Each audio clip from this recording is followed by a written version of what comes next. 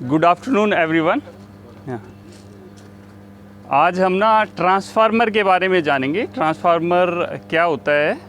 और स्पेशली आज हम जो अपनी साइट पर लगा हुआ है ऑयल टाइप ट्रांसफार्मर है, इसके बारे में हम जानेंगे कि ऑयल टाइप ट्रांसफार्मर क्या होता है, कैसे वर्किंग होती है, इसमें कौन से पार्ट लगे हुए हैं, कौन से पार्ट का क्या काम है, क्या क्या इसकी सेफ्टियां हैं। क्योंकि सेफ्टी किसी भी इक्विपमेंट के लिए उसका प्राइमरी पार्ट होता है। अगर वो सेफ्टी नहीं रहेगी, जल जाएगा, शॉक लगेगा। तो आज हम सारी चीज़ें इसमें कवर करेंगे। सबसे पहले कि ट्रांसफार्मर क्या है। ट्रांसफार्मर एक स्टैटिक डिवाइस है। भाई कुछ लोग समझ में नहीं पाते स्टैटिक का मतलब क्या है। स्टैटिक का मतलब है स्थिर डिवाइस है, भाई इसमें कोई मूवमेंट नहीं है, इसके अंदर कोई मूवमेंट नहीं है। जैसे हमारा डीजी होता है तो डीजी मैकेनिज्म घूमता है और हमारे को इलेक्ट्रिसिटी मिलती है। तो ये एक स्थिर डिवाइस है, ये घूमता नहीं है, जिससे हमें जो हमारी रिक्वायर्ड पावर रहती है वो हमें मिलती है। इसको हम वोल्टेज कम और ज़्यादा करने के लिए उपयोग में लाते हैं। यहाँ पर जो ट्रांसफार्मर है ये स्टेप डाउन है। स्टेप अप ट्रांसफार्मर होते हैं जहाँ ये step down transformer. Step up जब जहाँ ट्रांसमिशन लाइंस रहती हैं तो वहाँ पे स्टेप अप ट्रांसफार्मर का उपयोग किया जाता है। इसके बाद में आता है कि इसमें कौन से पार्ट लगे हुए हैं और उनका क्या वर्किंग होता है। सबसे पहले हम इसके इनपुट से बात करेंगे। ये जो इस साइड में जो लगा हुआ है यहाँ पर, ये ट्रांसफार्मर का इनपुट है। यहाँ पे एक केबल के थ्रू हमने इसको चार्ज कर दिया है पैनल को। अभी इसके अंदर जो दो कोर हैं, प्राइमरी और सेकेंडरी जो दो कोर हैं, वो अपना वर्क करेंगी। ये प्राइमरी कॉइल को चार्ज करेगा, जो म्यूचुअल इंडक्शन के द्वारा दूसरी कॉइल को अपने आप ही एनर्जाइज हो जाती है। तो इसका जो ये मेन पार्ट है, ये अगर हम जो साइड में जो फिन्स लगी हुई इसके छोड़ दें, जो सेंटर का पार्ट है ये इसका मेन पार्ट होता है। इसी के अंदर इसके 3 कोर लगे हुए हैं, क्योंकि हमारा ये 3 फेस के लिए है। तो इसके अंदर 3 कोर लगे हुए हैं और इसके अंदर जो कनेक्शन किए हुए हैं स्टार से डेल्टा में कनेक्शन है। डेल्टा टू स्टार हैं। डेल्टा टू स्टार क्यों दिया जाता है कि जो हमारा स्टार पॉइंट रहता है। इंटरव्यू में आप जाओगे ना, ये भी नॉर्मल पूछ लेते हैं कि जो स्टार में ही क्यों कनेक्शन दिया जाता है। इसको 2 रीजन रहते हैं उसके। एक तो सबसे मेन रीजन होता है लोड बैलेंसिंग का। अगर हम सेंटर पॉइंट में जो न्यूट्रल करते हैं, हमने स्टार बनाया, स्टार को फिर एक स्ट्रिप उठा के उसको न्यूट्रल बनाते हैं। जब हम इसके स्टार पॉइंट को न्यूट्रल बनाते हैं तो जो लोड है वो बैलेंस हो जाता है, जो लोड है वो बैलेंस हो जाता है। इसलिए इसका जो डेल्टा से स्टार बनाते हैं और स्टार पॉइंट पे ही हम इसको अर्थिंग देते हैं। जो अर्थिंग देते हैं कम से कम डबल अर्थिंग उसको दी जाती है। उसे ज़्यादा भी दे सकते हैं कि कम से कम 2 अर्थिंग तो उसको देनी ही देनी है। उसी तरह जो इसकी बॉडी पे जो हम अर्थ करते हैं तो 2 अर्थिंग वहाँ पे दी जाती हैं कम से कम। जो हमारे हैवी इक्विपमेंट रहते हैं ना, वैसे तो सभी इक्विपमेंट को गाइडलाइंस के अकॉर्डिंग डबल अर्थ किया जाता है, बट जो हमारा मेन इक्विपमेंट है उसको 2 अर्थिंग तो करना ही करना है। 3 अर्थिंग तक करते हैं नॉर्मली इसका, कि कोई मेरी एक अर्थिंग फेल हो जाए तो कंटिन्यू दूसरी अर्थिंग सप्लाई देती रहे और सोर्स बना कर रखे। अभी आता है कि ये हमारा जो ट्रांसफार्मर है ये ऑयल टाइप ट्रांसफार्मर है। अभी आता है कि ऑयल टाइप से क्या मतलब है। इसकी जो कोर हैं वो ऑयल के अंदर डूबी हुई हैं और इसको जो ठंडा किया जाता है वो ऑयल के द्वारा ही। कोर में जब इंडक्शन ईएमएफ प्रोड्यूस होता है तो हीटिंग होती है उसके अंदर, जितना ज़्यादा लोड होगा उतनी हीटिंग ज़्यादा रहेगी, तो उसको ठंडा करने के लिए ऑयल का उपयोग करते हैं। और ये इसके साथ साथ में ऑयल का उपयोग इसके अंदर जो कोर रहती है, कोर के बीच में जो गैप रह जाता है ना, अगर गैप रहेगा तो लॉसेज हमारे बढ़ जाएंगे, आयरन लॉस, ये लॉस, तो उस गैप को फिल करने के लिए भी उसका उपयोग किया जाता है। इसके अंदर ऑयल कौन सा उपयोग में लाया जाता है, इसमें जो अपना नेफ्थीन ऑयल और एक और है, 2 तरह के ऑयल इसके अंदर उपयोग में लाए जाते हैं। और इसको ऑयल को बोलते क्या हैं, ट्रांसफार्मर ऑयल भी बोल देते हैं। नॉर्मली जो मार्केट में जाएंगे ट्रांसफार्मर ऑयल के नाम से अपने को मिल जाता है कि इसका में कौन सा ऑयल है, तो ट्रांसफार्मर ऑयल इसके अंदर यूज होता है। वो क्या करता है कि जो इसके अंदर अगर हम जैसे कहें कि कोई और ऑयल डाल दें, या उससे क्या होगा, जब जो करंट उसके अंदर फ्लो हो जाएगा, जो ये वाला ऑयल होता है उसके अंदर करंट फ्लो नहीं होता है, वो उसको रोकता है, करंट को फैलने से रोकता है। अभी इसके अंदर बाकी इक्विपमेंट आ जाते हैं कि कंजर्वेटर टैंक बोलते हैं। जो आप ये ऊपर देख पा रहे हैं इसको बोलते हैं कंजर्वेटर टैंक। और जो ये सामने एक ड्राइव लगा हुआ है, वाल के आगे जो एक लगा हुआ है, उसको बोलते हैं बकोज रिले। कंजर्वेटर टैंक भी एक इसकी सेफ्टी है। कंजर्वेटर टैंक क्या करता है कि जब हमारे ट्रांसफार्मर पर लोड पड़ता है तो इसके अंदर जो लेवल रहता है ऑयल का वो ऊपर उठता है। जैसे हम घर में खाना बना रहे होते हैं या दूध उबाल रहे होते हैं, तो दूध जैसे हीट होगा दूध ऊपर की तरफ आएगा, तो उसी तरह ऑयल क्या होता है, हीट होता है तो फैलता है, उसका साइज बढ़ता है। तो वो क्या करेगा, उस कंजर्वेटर टैंक के अंदर बकोज रिले से होता हुआ कंजर्वेटर टैंक के अंदर स्टोर हो जाएगा, बाहर नहीं फैलेगा। और फिर ऑयल मतलब ट्रांसफार्मर ठंडा होएगा तो ऑयल नीचे चला जाएगा अपने आप। जो कंजर्वेटर टैंक के ऊपर एक इसका की लेवल कितना है, लेवल के लिए उस साइड इसके अंदर साइज़ का दिया हुआ कि हमारा लेवल कितना है, और इस साइड में भी दिया हुआ है कि इसका लेवल कितना है, अभी फुल भर गया है कि नहीं भर गया है। तो जब हमारा ऑयल लेवल ऊपर आता है तो गैसेज भी होती हैं उसके अंदर, ऑयल के अंदर ऊपर आएगा तो अगर खाली है, खाली में ऑयल नहीं है तो गैसेज होंगी, तो गैसेज बाहर निकलेंगी। इधर आ जाइए, ये सिल्का जेल बोतल है हमारी, सिल्का जेल बोतल के थ्रू यहाँ से गैसेज बाहर आ जाती हैं। ऑयल ऊपर चला गया, गैसेज यहाँ से बाहर आ गई, फिर ऑयल ठंडा होने लग गया है, ऑयल हमारा ठंडा होने लग गया है। तो फिर क्या होगा कि गैसेज वापस जाएंगी दोबारा से, तो गैसेज के साथ में मॉइस्चर नहीं जाए, इसलिए इसके अंदर सिल्का जेल का उपयोग करते हैं। अगर सिल्का जेल नहीं रहेगी तो बाहर अगर बारिश हो रही है या हवा में जो मॉइस्चर है वो हमारे उसके अंदर चला जाएगा, जो ट्रांसफार्मर के लिए सबसे ज़्यादा नुकसानदायक चीज़ है। जो हम इसका एक टेस्ट कराते हैं, वोल्टेज ब्रेकडाउन टेस्ट होता है, उसमें भी ऑयल के अंदर कितना मॉइस्चर है वही चेक किया जाता है।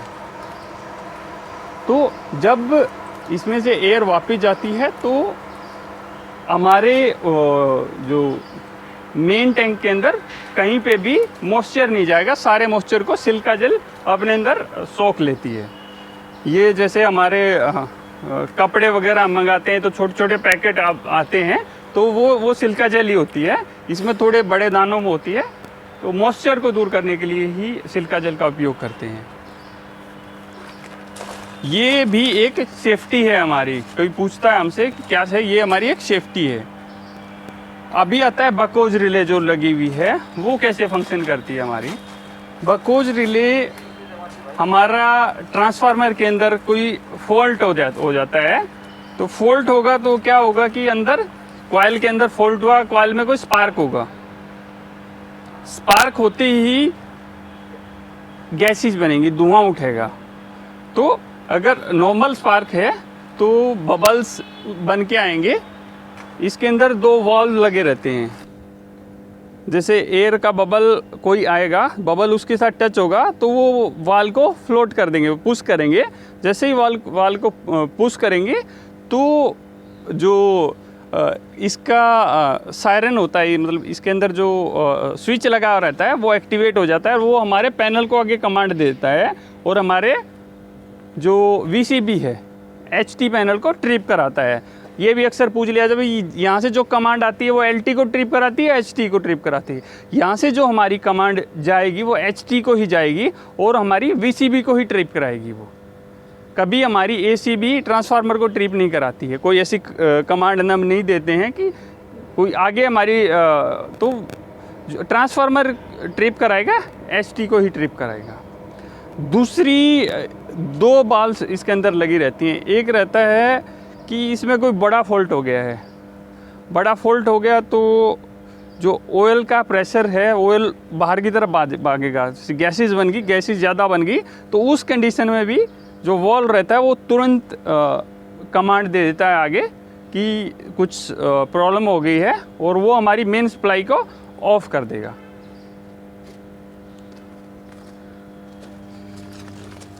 अभी आता है एक सेफ्टी, वो ग्लास सा जो लगा हुआ है ना, वो होती है बकोच के लिए। अभी ये एक पाइप सा लगा हुआ है, ये कौन बताएगा क्या बोलते हैं इसको? एक्सप्लोजन वेंट बोलते हैं इसको, एक्सप्लोजन वेंट। जैसे कि किसी वजह से बकोज रिले ने काम नहीं किया या ट्रिप नहीं किया तो इसके अंदर ना एक काफ़ी पतला सा एक पेपर टाइप में कुछ लगा रहता है, पेपर नहीं होता है, उस तरह का कुछ लगा रहता है। जैसे ही इसके अंदर कुछ फॉल्ट हुआ तो प्रेशर से, भाई तेल है, अगर मैं जैसे कुकर में कहते हैं फट रहा है तो निकलने के लिए कहीं से तो कहीं से जगह में चाहिए इसको, तो यहाँ से ये प्रेशर मारेगा और तेल सारा बाहर फेंक देगा कि अंदर जो ट्रांसफार्मर नहीं फटेगा, गैसेस बाहर निकल जाएंगी, हमारा ट्रांसफार्मर सेफ रहेगा। जो फॉल्ट है वो तो है ही, वो हम सेपरेटली उसको सॉर्ट आउट करेंगे कि क्या है, कैसे नहीं है। ये आता है टेप चेंजर लगा हुआ है। ये टेप चेंजर क्या होता है? वोल्टेज को जैसे ट्रांसफार्मर होता है उसके अंदर कोर होती हैं, तो कोर के बीच में से कुछ सप्लाई निकाल दी जाती है कि अगर हमारी वोल्टेज कई बार कम आ रही होती है, ज़्यादा आ रही होती है, तो हम टेप चेंजर की मदद से उसको कम या ज़्यादा कर सकते हैं। ये जो टेप चेंजर लगा हुआ है ये ऑफलाइन टेप चेंजर है। टेप चेंजर 2 तरह के होते हैं, एक ऑनलाइन टेप चेंजर, एक ऑफलाइन टेप चेंजर। जो ये लगा हुआ है ऑफलाइन टेप चेंजर है। ऑनलाइन और ऑफलाइन फिर समझे भी, इससे क्या मतलब है? ऑनलाइन टेप चेंजर का मतलब है कि अगर हमारा कोई ये डीजी ये चल रहा है हमारा ट्रांसफार्मर, मुझे पावर ऑफ नहीं करनी है, ये अपने आप ही टेप चेंज कर देगा और मेरे को अंदर पता भी नहीं लगेगा। ऑफलाइन में मुझे इसको VCB से बंद करना पड़ेगा, फिर मेरे को इसको घुमाना पड़ेगा और उस तरह ये वर्क करेगा। तो टेप चेंजर हमारे 2 तरह के होते हैं, online tape changer, offline tape changer. जहाँ पर ऑनलाइन टेप चेंजर रहता है वहाँ पर हम पैनल के अंदर RTCC पैनल का उपयोग करते हैं, रिमोट टेप चेंजर कंट्रोल। वहीं से वो कि कितना कम है वोल्टेज है, उसमें रेगुलेटर लगा रहता है वोल्टेज को सेंस करने के लिए, वो सेंस करता है और हमें आगे जो रिक्वायर्ड वोल्टेज है वो प्रोवाइड करा देता है। इसको जब घुमाते होंगे तो किस हिसाब से पता चलता होगा कि कितना कम करना है? तो वो है इसके ऊपर, इसकी जो एक नेम प्लेट है होगी ना, उसके ऊपर कहीं ना कहीं लिखा रहता है। जैसे ये लिखा हुआ है देखो यहाँ पे कि कितनी टेप चेंजर पे कितना वोल्टेज अब हो रहा है, क्या है, इसका चार्ट रहता है। वैसे 2 से 3 वोल्टेज एक टेप है, 2 से 3 वोल्टेज हमारे अप और डाउन होते हैं। ये यहाँ पे आप देख पा रहे होंगे, ये हमारे जो ऑयल है, ऑयल का टेम्परेचर के लिए ये दिया हुआ है, और यहाँ पे ये हमारे लगे हैं टेम्परेचर मीटर। तो अभी देखा जाए कि दो दो टेम्परेचर मीटर क्यों लगा रखे हैं। एक होता है हमारा वाइंडिंग का टेम्परेचर दिखाता है कि जो हमारी ये केबल रहती है वाइंडिंग से साथ टच रहती है। एक ऑयल का टेम्परेचर दिखाता है, एक और बोलते हैं WTI वाइंडिंग टेम्परेचर इंडिकेटर, और OTI होता है ऑयल टेम्परेचर। इसमें एक चीज़ और देख पा रहे हैं, एक सुई है हमारी 30 पे है और एक ये 90 पे गई हुई है। ये 90 वाली सुई क्या होती है, कौन बताएगा भाई? सेफ्टी तक वहीं पर है सर, कट ऑफ टेम्परेचर होता है कि मैक्सिमम। हाँ, इसका मतलब है कि ये कुछ नहीं है, मतलब ये किसी चीज़ से, लाल वाली सुई जो ऊपर वाली है किसी चीज़ से कनेक्टेड नहीं है, बट ये क्या करती है कि हमारी लाल जो नीचे वाली सुई है उसने पुश किया, इसको जहाँ तक धकेला है ना, मैं ये देख सकता हूँ कि मेरा अभी तक 85 टेम्परेचर तक पहुँचा है इसका WTI।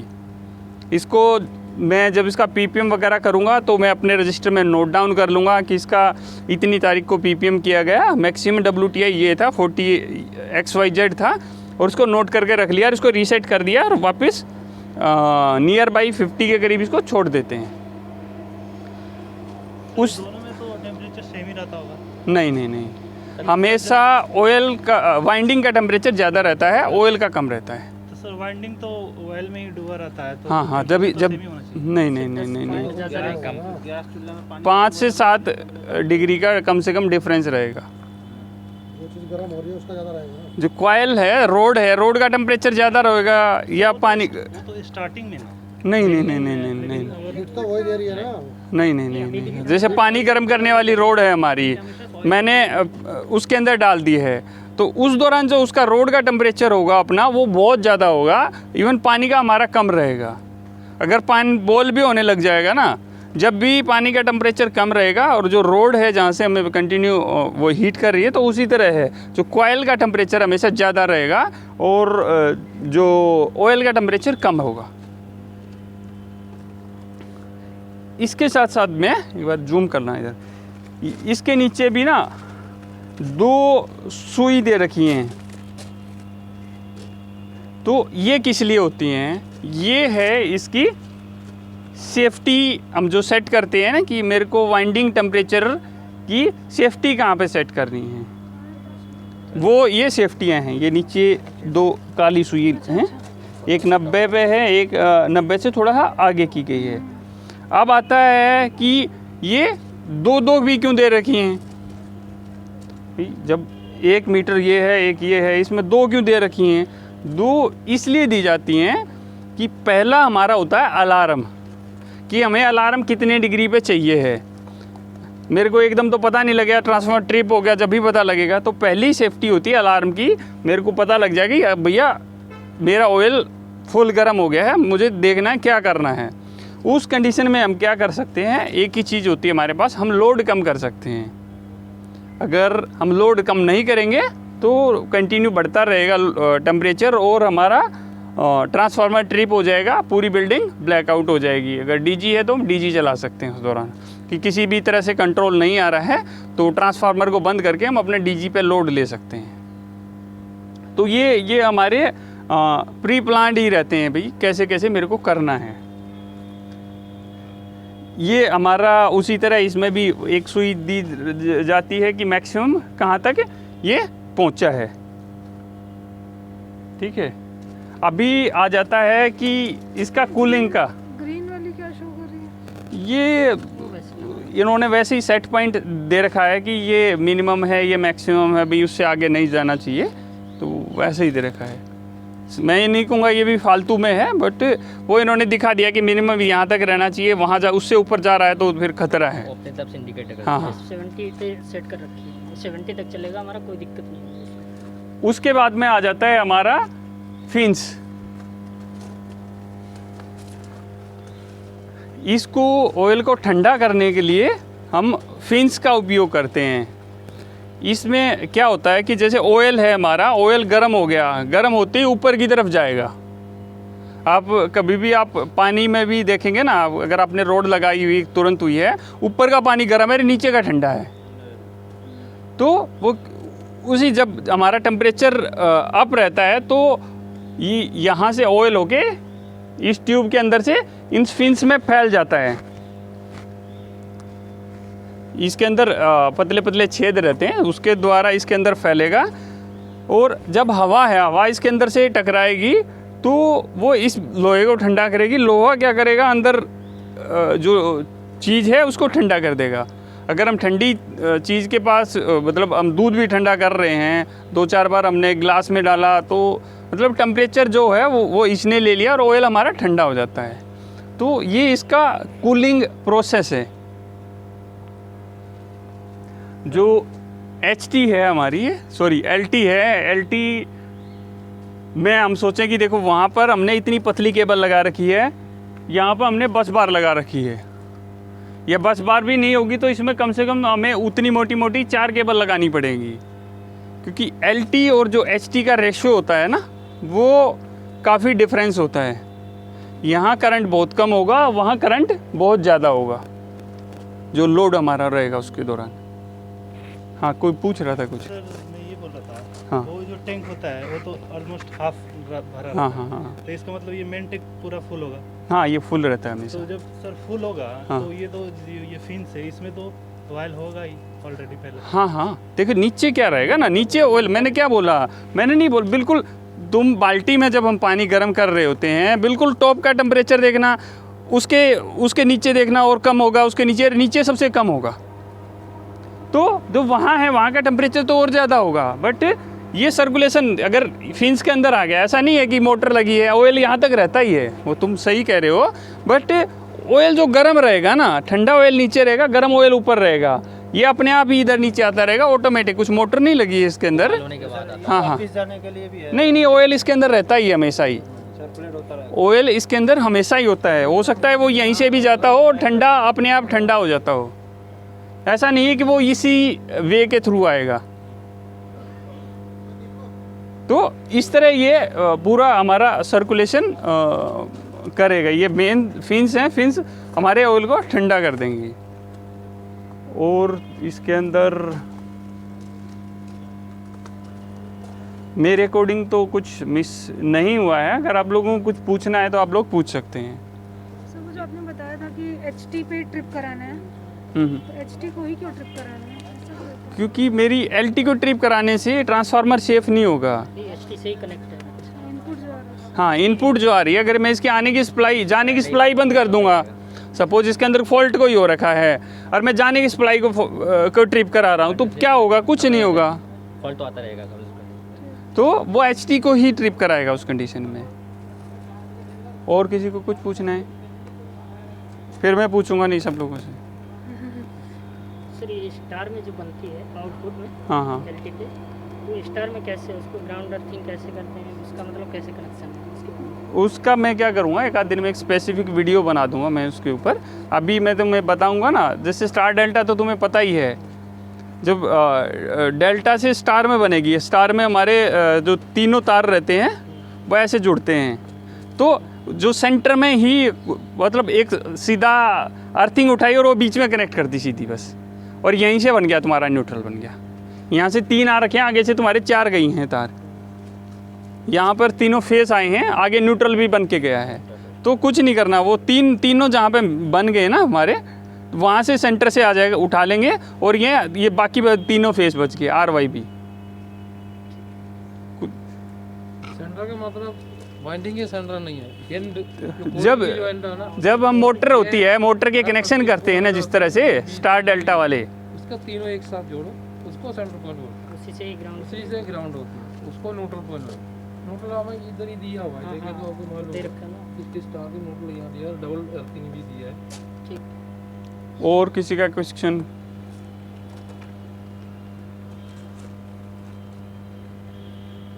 और एक कॉमनली भाई इसके अंदर ना मोस्टली बजरी या अंदर भी रहता है, इसके चारों तरफ गड्ढा रहता है, और ये गिट्टियाँ भरी जाती हैं। सपोज ऑयल फट जाता है, इसका ऑयल निकल जाएगा तो ये सोख लेगा इधर ही, फैलेगा नहीं। हाँ फैलेगा नहीं। इस तरह ये रोड़ी मिट्टी इस तरह की चीज़ें इसके चारों तरफ रखी जाती हैं। और बारिश के टाइम में नहीं, बारिश से कुछ नहीं होता, बारिश से इसको कोई फ़र्क नहीं पड़ता। ग्राउंड में जैसे ये मिट्टी हाँ, है इसको हमारे इंसुलेट हाँ हाँ वो तो ठीक है, पानी चला जाएगा, सोख जाएगा। पानी मतलब ये सिर्फ इसके पर्पज़ के लिए है, बरसात के पर्पज़ के लिए नहीं है ये। सर जैसे इसमें हम इनपुट 11,000 वोल्ट देते हैं ना, हाँ तो 33,000 वोल्ट वगैरह होता है। हाँ 33 भी दे सकते हैं, उसी तरह ट्रांसफार्मर का डिजाइन होता है ना, डिजाइन अपग्रेड होगा मतलब उसी हिसाब से। तो ऐसा ही होगा देखने में वो भी ट्रांसफार्मर। उसकी जो अंदर की कोर की वाइंडिंग है ना वो चेंज हो जाती है, बढ़ा दी जाएगी। हाँ बढ़ा दी जाएगी, घटा दी जाएगी, जो भी रहेगा। बाइंडिंग वायर वाइंडिंग की जो कनेक्शन है ना, जो भी कुछ है, अगर 33,000 भी है, बाहर का स्ट्रक्चर सारा सेम रहेगा, अंदर की जो कॉइल है ना उसमें जो प्राइमरी और सेकेंडरी वाइंडिंग का रेशियो है वो चेंज हो जाएगा बस। वो एक लंबा मैथमेटिकल है कि कितना टर्न मुझे कहाँ पर देने हैं, कैसे करने हैं। यहाँ तक सर कितने 11,000 आई है 440 आई है? यहाँ पे 11,000 है। 11,000 से 440 कैसे कन्वर्ट हुई सर? ये स्टेप डाउन ट्रांसफार्मर है ना, इलेक्ट्रोमैग्नेटिक जो ईएमएफ होता है, एक कॉइल से दूसरी कॉइल के अंदर गया। इसको तुम्हें पढ़ना पड़ेगा थोड़ा सा, कुछ नहीं होता। जैसे दो कॉइल हैं, ये एक कॉइल ये तुम्हारी 11,000 वाली है, एक दूसरी कॉइल है वो तुम्हारी दूसरी कॉइल होगी, वो उसके साथ ऐसे रहती है, टच नहीं होती कहीं भी, तो अपने आप ही वो दूसरी कॉइल को चार्ज कर देती है। मैग्नेटिक फील्ड हाँ हाँ हाँ नंबर ऑफ टर्न्स हाँ, कम होता है। अगर जितना कम होगा उतना कम वोल्टेज निकलेगा। आएगा। जितना आपने बढ़ाएगा उसी पे वो मैग्नेट फील्ड को काटने के लिए मतलब ज़्यादा इंड्यूस हो जाता है, मतलब टेक्निकल वर्ड कुछ होती है। आगे का भी 11,000 ही बन जाएगा फिर। सेम हाँ। सेम वाइंडिंग शॉर्ट सर्किट होगा, कुछ भी हो जाएगा उस कंडीशन में। नहीं, अगर आप सेम वाइंडिंग दोनों साइड सेम में रखे तो सेम वोल्टेज इधर इधर इधर हो जाओ, इधर कैपिटल जो लगाई है इसका काम स्टार्ट हो जाता है प्राइमरी के बाद। इसका हाँ ना ना, ये तो ये बिल्कुल अलग चीज़ होगी। इससे अलग जैसे भाई घरों का ट्रांसफार्मर होता है ना, उसमें से बीच में से अलग अलग तार घुमाते हैं। तो पुराना स्टेबलाइजर देखा है तूने, वो खट खट खट घुमाते थे, तो वही चीज़ है ये एक तरह से। फंक्शन हुई है मतलब। भैया बीच में से तार निकाल दिया, एक यहाँ से निकाल दिया, यहाँ से निकाला तो जो हमें आउटपुट मिलने लगी वो ऐसे मिलने लगी है, आगे घुमा दिया तो यहाँ से मिलने लगी है। बढ़ानी है घटानी है, उसके ऊपर सेटिंग होती है। रोटरी स्विच है ना। हाँ भाई साहब मैंने 8 से की दिया। और कुछ? नहीं मैंने पढ़ी तो पता ही नहीं। हाँ तुम्हारे से एसी का पूछेंगे, 1-2 दिन में एसी की भी करेंगे हम। जी सर, स्वागत है आपका। हाँ हाँ और बताओ,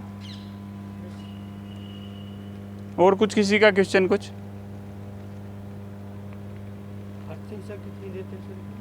मिनिमम 2 अर्थिंग तो रहेगी। कोई भी इक्विपमेंट है उसको मिनिमम 2 अर्थिंग देनी ही देनी है। 4 भी दे सकते हो। 3 भी दे सकते हैं अगर इस तरह का है।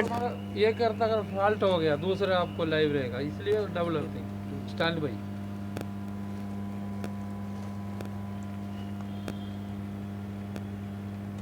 इसका जो मेंटेनेंस रहता है वो 1 साल में कम से कम एक बार होना ही होना चाहिए।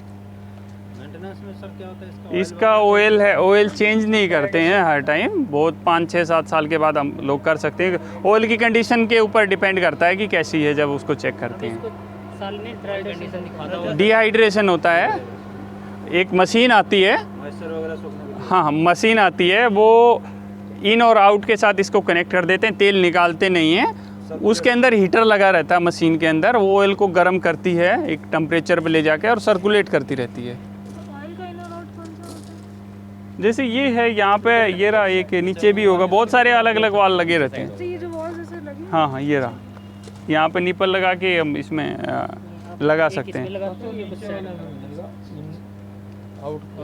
एक ऊपर लगाते हैं, ये कुछ साइड में नीचे साइड।